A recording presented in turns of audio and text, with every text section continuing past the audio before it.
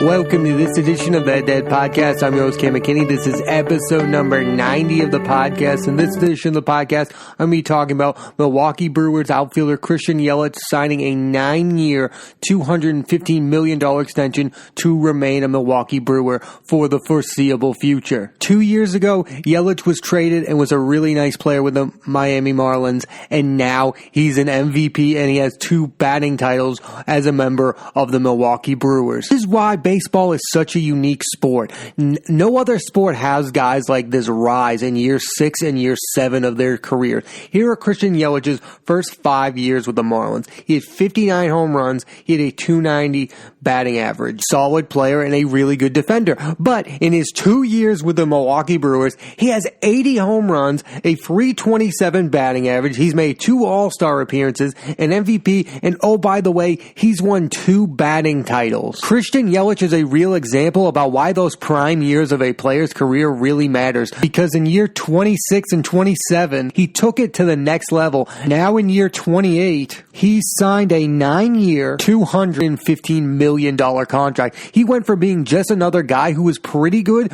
to being inarguably a top 3 player in the game. And when the Brewers acquired him, they also acquired Lorenzo Cain, and I think many people thought Lorenzo Cain was the bigger signing.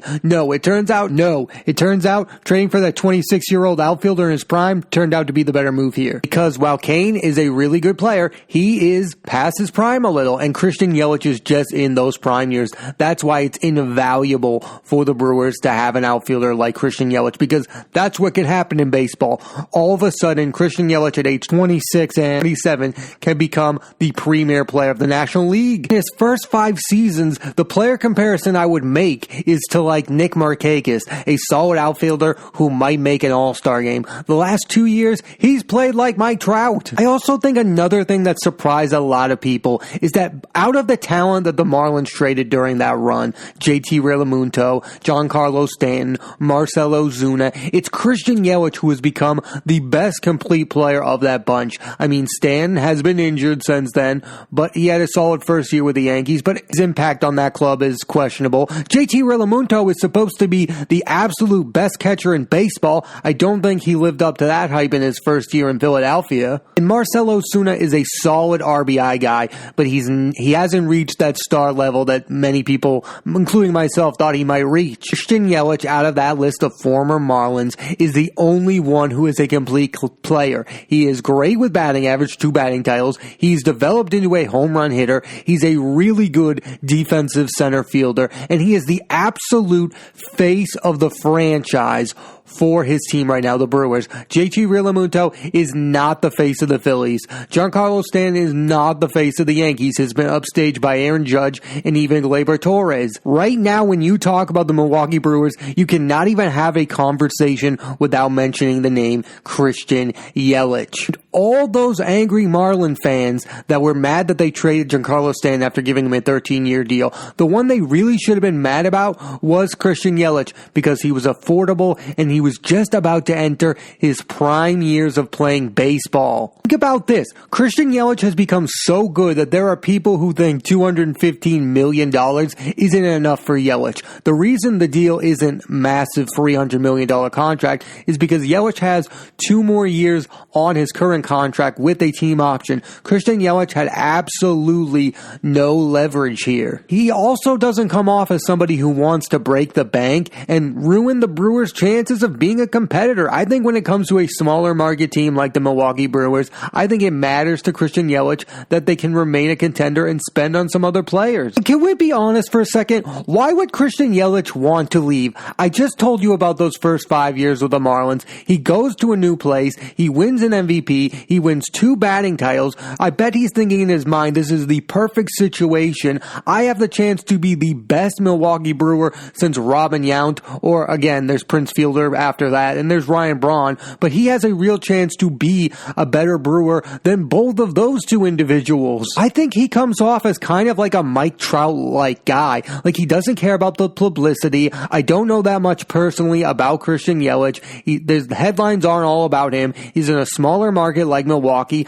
I don't think he wants the limelight of being a Dodger or being a Yankee or even being a Met for that matter. We are in the era of the quiet baseball superstar guy who's not A-Rod. He's not all up in your face publicity, dating famous people. They're not in your face.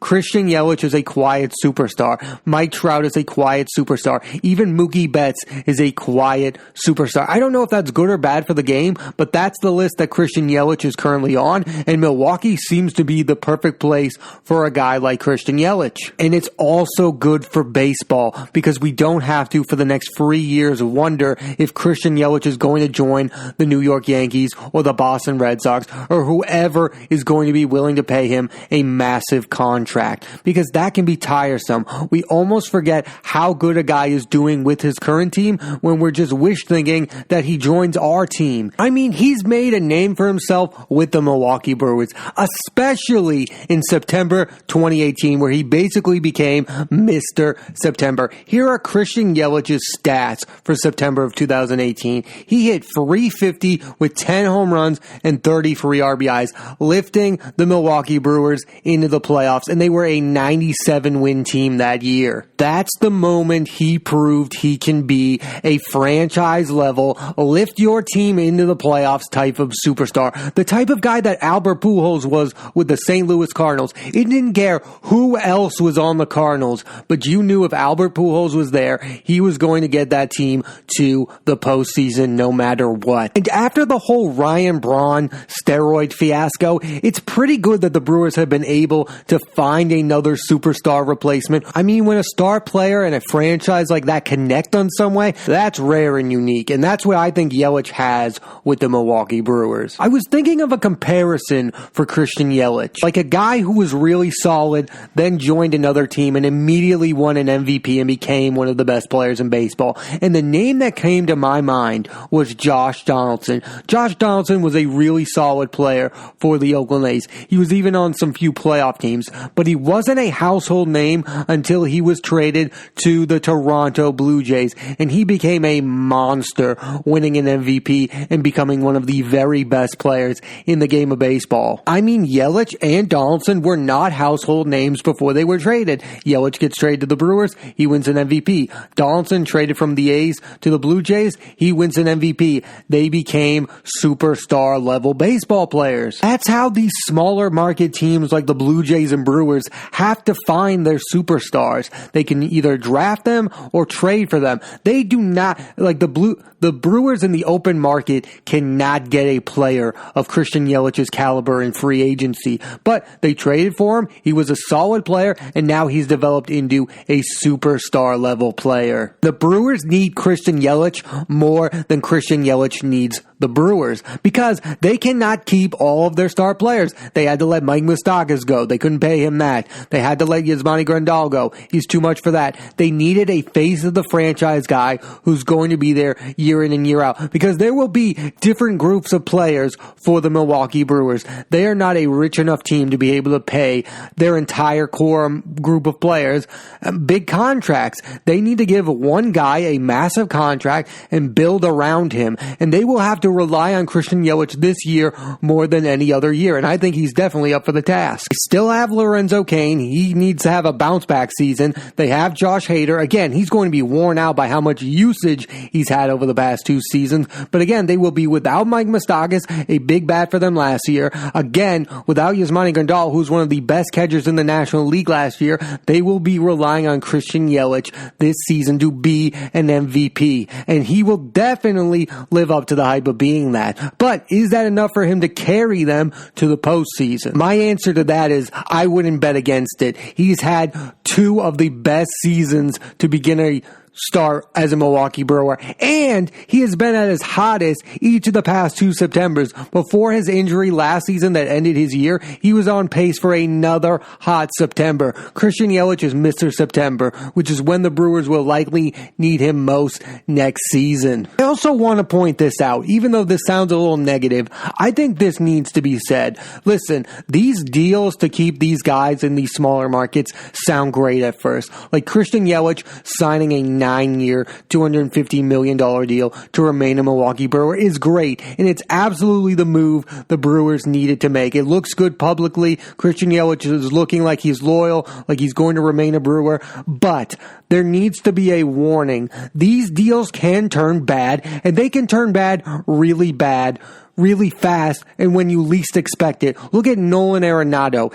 He is about to enter year 2 of his massive contract extension with the Colorado Rockies, and he wants out of Colorado. He is upset that the team is not able to compete year in and year out. And the answer to his question is they are not able to compete year in and year out because they are giving him so much of their money. I mean, this issue has been happening since the Texas Rangers overpaid for Alex Rodriguez. If you give so much money to one player and you're a smaller market team like the Texas Rangers, how are you going to build a baseball team good enough to compete around him? One player cannot win a World Series. I mean, look at the situation. It's kind of similar. Arenado was a top-tier player in the National League. Gold Glove caliber, had all the tools. The Rockies were a competitive team, and now 2 years later, he wants out. I'm not saying Christan Yelich is going to want out in year 1 or year 2 or even year 3 or year 4, but at some point, the Milwaukee Brewers will not be a solid, really good baseball team during this 9-year run. And will Christan Yelich be able to stick it out? Like, if the Milwaukee Brewers are winning 69 games one season, where is that frustration going to go? It's going to probably go to him wanting out of there. Arenado got 8 years, $255. Christan Yelich got 9 years, $215. Again, maybe Christan Yelich isn't the kind of outspoken guy who would request a trade. Maybe he is just I'm going to play baseball with the Milwaukee Brewers for the next 9 years, no matter what. But once you get that money and you're not winning, that's when the real question is going to come in. If the Milwaukee Brewers are not competing, and again, that's a big if, maybe they have become a really good franchise. They have become a solid franchise. Maybe they can compete for the playoffs each of the next 9 years. But if there's a year in the middle of that where the Milwaukee Brewers are bad, is Christan Yelich going to want out of the Milwaukee Brewers? Because in a weird way, it seems like baseball has gone to this really weird place where the smaller market teams are willing to pay their best players an enormous sum of money while the bigger market teams are cautious of spending. Look at the Red Sox trading away Mookie Betts. The Cubs want to trade away Chris Bryant. The Colorado Rockies signed Nolan Arenado to a huge extension, and the Brewers signed Christan Yelich to a huge extension. That way, baseball has kind of gone backwards. Look at the San Diego Padres. Each of the last 2 off seasons before this year, they signed Eric Hosmer, then they signed Manny Machado. It's those smaller market teams spending so that they can remain relevant. And again, those smaller market teams like the Brewers and Rockies trying to keep their one superstar signed there for the next decade. While the Red Sox and Cubs are willing to let theirs go because they know they have an infinite source of money where they can find the next guy. But fans' expectations of those teams aren't that way. Like, for instance, if the Milwaukee Brewers lost Christan Yelich to the New York Yankees, the Brewers fans wouldn't be mad with the Milwaukee Brewers, but the Red Sox letting Mookie Betts go, there has been some serious outrage about that move. Then you have the Cleveland Indians, whose biggest question is, are they going to give all of their money to Francisco Lindor? And it looks like the answer to that is no. They're also putting him out on the trade market. I think the Milwaukee Brewers 100% should sign Christan Yelich to this extension. I think it's the right move, and the fact that it's happened is right. He's gone there in the first 2 seasons. He has been an MVP and won 2 batting titles. And the same thing for the Colorado Rockies. They should want to sign Nolan Arenado to that massive extension, because I feel like those mid-level market teams need that star player that resonates. Like, they need a face of the franchise. The Milwaukee Brewers need a Christan Yelich that year in and year out, you know you're going to get something great out of Christan Yelich. The Rockies need a Nolan Arenado. They need year in and year out, we're going to have a guy who's going to be a top tier player in baseball that's entertaining, and year in and year out, we're going to try to compete around that guy. And whether or not Nolan Arenado wants to remain a member of our team, team, we need to sign him to this deal right now. I also think the Cleveland Indians should try really hard and try to keep Francisco Lindor, because it's so hard for these teams to find that superstar player who wants to be the face of your franchise. I think Francisco Lindor wants to be the face of the Cleveland Indians. Nolan Arenado, at least for the time, wanted to be the face for the Rockies, and Christian Yelich wants to be the face of the Milwaukee Brewers. And if you have that guy who's that talented, wants to be the face of your franchise, how can you say no to that? Whether or not the Milwaukee Brewers make 3 more playoff appearances in the next 11 seasons with Yelich, or they make 7, it doesn't matter. This is the move that needed to be made, and it needed to be made right now, because right now Christian Yelich wants to be a Milwaukee Brewer for life. Take advantage of the fact that Christian Yelich wants to be a Brewer, because a lot of those other guys I talked about, I don't even know if they want to be with those teams. I have no idea if Chris Bryant wants to be a Cub. I mean, he just went to arbitration with them to try to get his free agency up a year. Doesn't seem to me like a guy who wants to be a Cub. Mookie Betts, we had no idea if he wanted to be a Red Sox, so they traded him. Take advantage of the fact that Christian Yelich is probably the second best player in baseball, and he wants to be on your team for the foreseeable future. It doesn't have to be any more complicated than that. He wants to be there. He's willing to take less than what he's worth, because let's be honest, if he were in the open market, Christian Yelich would get somewhere between $300 and $350 million. Like if he was a free agent